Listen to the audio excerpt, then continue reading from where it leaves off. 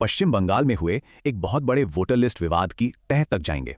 एक ऐसा विवाद जिसकी शुरुआत हुई एक बेहद अजीब और हताशा भरे विरोध प्रदर्शन से। तारीख है 2 अप्रैल 2026। जगह पश्चिम बंगाल का मालदा जिला। सैकड़ों आम लोगों ने 7 न्यायिक अधिकारियों को बंधक बना लिया है। लेकिन हैरानी की बात यह है कि ये लोग कोई पेशेवर अपराधी नहीं थे। ये तो शिक्षक थे, किसान थे और दुकानदार थे। तो सवाल ये उठता है कि आखिर इन आम नागरिकों को इतना बड़ा, इतना सख्त कदम उठाने पर मजबूर क्यों होना पड़ा। मालदा में जो हुआ वो तो सिर्फ एक शुरुआत थी। असल में ये घटना हमें उस बड़ी पड़ताल की तरफ ले जाती है कि आखिर क्यों पूरे राज्य में हजारों लोग सड़कों पर उतरकर विरोध कर रहे थे। तो इन सारे विरोध प्रदर्शनों की जड़ में भी एक सरकारी पहल जो नवंबर 2025 में शुरू हुई थी। एक ऐसा कदम जिसने लाखों लोगों के मन में अपने ही लोकतांत्रिक अधिकार को लेकर गहरे सवाल खड़े कर दिए। तो चलिए इसमें थोड़ा और गहराई से उतरते हैं और देखते हैं कि ये जो वोटर संशोधन कार्यक्रम था वो असल में कितना बड़ा था और इसके जो आंकड़े हैं वो वाकई में चौंकाने वाले हैं। पहला आंकड़ा, और ये बहुत बड़ा है, 61 लाख। जी हां, इतने लोगों के नाम वोटर लिस्ट से पूरी तरह से, मतलब कंप्लीटली हटा दिए गए। और फिर एक और बड़ी संख्या सामने आती है 60 लाख वोटर्स की, जिन्हें एक नई और बहुत ही अनिश्चित कैटेगरी में डाल दिया गया, जिसे कहा गया संदिग्ध। अब इस आंकड़े से समझिए कि ये मुद्दा कितना बड़ा और व्यापक था। इसका मतलब है कि राज्य के हर 6 वोटरों में से एक पर इसका सीधा सीधा असर पड़ा। ये कोई छोटी मोटी बात बिल्कुल नहीं थी।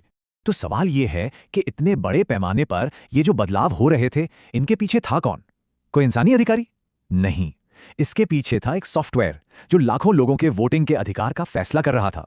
चुनाव आयोग ने इन 60 लाख वोटरों को फ्लैग करने के लिए एक ऑफिशियल टर्म का इस्तेमाल किया, लॉजिकल डिस्क्रिपेंसीज।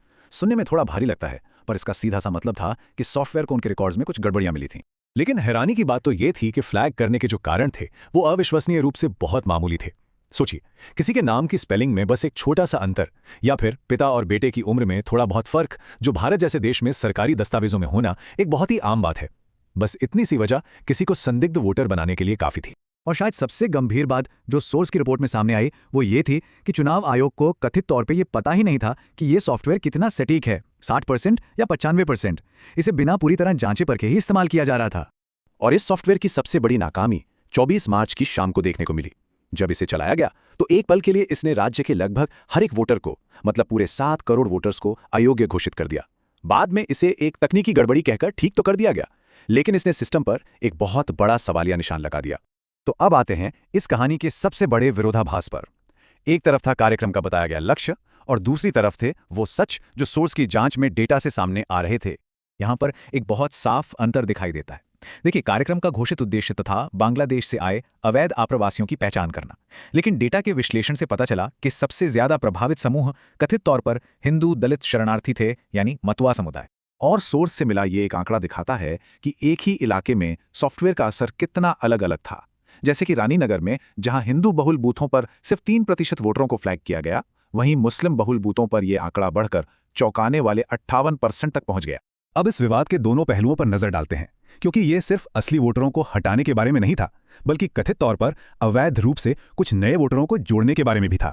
और इन आंकड़ों को एक मानवीय चेहरा देने के लिए यह जानना भी जरूरी है कि जिन लोगों के नाम हटाए गए उनमें सिर्फ हाशिए पर मौजूद लोग ही नहीं थे, बल्कि कारगिल युद्ध के नायक और रिटायर्ड जज जैसे कई बड़े और सम्मानित नागरिक भी शामिल थे। रिटायर्ड जज जस्टिस शहीदुल्लाह मुंशी का यह बयान उन लोगों पर हुए व्यक्तिगत असर और अपमान को दिखाता है जिनके नाम इस लिस्ट से हटा दिए गए थे। अब विवाद का दूसरा हिस्सा भी उतना ही गंभीर है।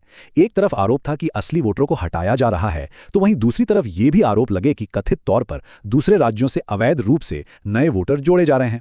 पश्चिम बंगाल की मुख्यमंत्री ममता बनर्जी ने तो बीजेपी पर सीधे सीधे ये आरोप लगा दिया। तो अब इन सभी कड़ियों को जोड़कर ये समझते हैं कि ये जो एक स्थानीय मुद्दा लग रहा है वो असल में हमारे चुनावों की निष्पक्षता और लोकतंत्र के लिए राष्ट्रीय स्तर पर क्यों इतना मायने रखता है। और ये आखिरी आंकड़ा शायद सबसे ज्यादा अहम है। ये दिखाता है कि वोटर लिस्ट में हुए ये बदलाव पूरे राज्य में चुनाव के नतीजों को कैसे बदल सकते थे। पश्चिम बंगाल की 234 सीटों पर प्रभावित वोटरों की संख्या जीत हार के अंतर से भी ज्यादा थी। और एक और चौंकाने वाला संयोग है जिसकी तरफ सोर्स ने इशारा किया। ये जो 60 लाख वोट हटाए गए, ये संख्या 2021 के चुनावी नतीजों में टॉप 2 पार्टियों के बीच के अंतर के लगभग बराबर है। तो हम इस पूरी पड़ताल को एक बहुत ही जरूरी और विचार करने वाले सवाल के साथ खत्म करते हैं। ये सवाल हमारे लोकतंत्र में तकनीक की भूमिका और उसकी जवाबदेही पर सोचने के लिए मजबूर करता है।